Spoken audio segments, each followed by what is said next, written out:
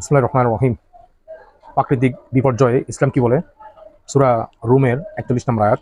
মানুষের কৃতকর্মের কারণে সমুদ্রে ও স্থলে বিপর্যয় ছড়িয়ে পড়ে, যার ফলে তাদেরকে কোনো কোনো কর্মের শাস্তি তিনি আস্বাদন করান, যাতে তারা ফিরে আসে। তো আসলে এইসব বিপর্যয়গুলো আল্লাহ সুবহানাহু ওয়া তাআলা ইচ্ছা করে দেন মানুষের পাপের কারণে, মানুষের ভুলভ্রান্তির কারণে।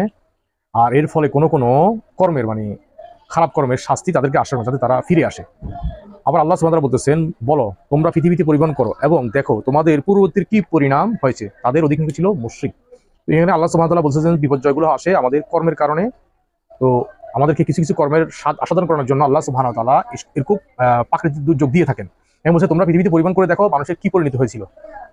তো আচ্ছা, আমরা আলহামদুলিল্লাহ মানব সেবা করতেছি, প্রত্যেকে নিজের জায়গা থেকে আলহামদুলিল্লাহ মানব সেবা সবচেয়ে বড় ইবাদত।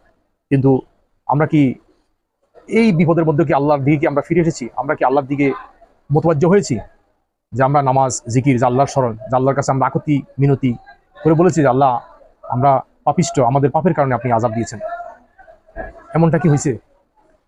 সবকিছু করেন, মানব সেবা করেন বা উন্নয়নমূলক কাজ করেন, সবকিছু ইবাদতের সাথে মধ্যে যেন সামঞ্জস্যপূর্ণ থাকে, তাহলে উভয়টা আমাদের জন্য কল্যাণকর হবে। আর যদি মনে করেন যে না, এই দুর্যোগ আপনাদেরকে শিক্ষা দিতে পারে না, আল্লাহর দিকে নিতে পারে নাই, তাহলে ধৈর্য ধরেন আরো বড় দুর্যোগের জন্য। আর আপনার কারণে যেন অন্যরা বিপদে না পড়ে, অতএব আল্লাহর দিকে ফিরে আসেন। আর যখন শাস্তি আসে, মানুষ তো দূরের কথা, যে ইঁদুর, বিড়াল, ছাগল, কুকুর কেউ আল্লাহর শাস্তি থেকে রেহাই পায় না। তো আপনার কারণে কেন লোকগুলা কষ্ট করবে?